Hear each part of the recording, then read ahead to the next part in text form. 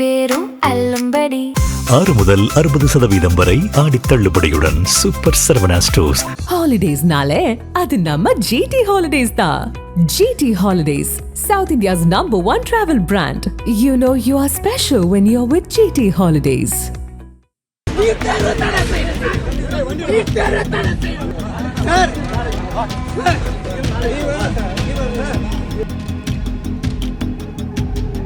தமிழகத்தில் நீட் தேர்வை ரத்து செய்ய வலியுறுத்தி சென்னை புனித ஜார்ஜ் கோட்டையில் உள்ள தலைமைச் செயலகத்தின் முன் பாடல் பாடி திடீர் போராட்டத்தில் ஈடுபட்ட பிரபல தமிழ் ராப் இசை பாடகர் திருக்குறள் அறிவு மற்றும் அவருடன் வந்த 4 பேரை காவல்துறையினர் அதிரடியாக கைது செய்துள்ளனர்.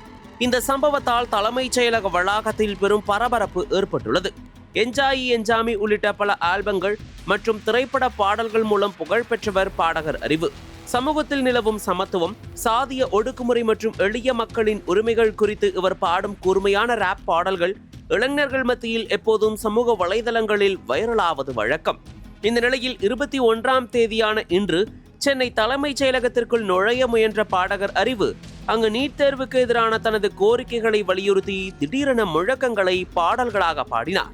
மேலும் நீட் தேர்வை உடனடியாக ரத்து செய்ய வேண்டும் என வலியுறுத்தி அங்கேயே பாடல் பாடி தனது எதிர்ப்பை பதிவு செய்தார்.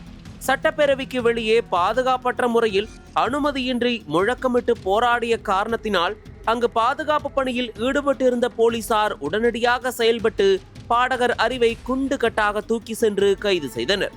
அவருடன் இணைந்து நீட் எதிர்ப்பு முழக்கங்களை எழுப்பிய மேலும் 4 பேரையும் போலீசார் கைது செய்து வாகனத்தில் அழைத்து சென்றனர். இந்த நிலையில்தான் விசாரணைக்காக அழைத்து செல்லப்பட்ட பாடகர் அறிவு தலைமைச் செயலகத்தில் முதல்வர் விஜயை நேரில் சந்தித்து பேசியிருக்கிறார்.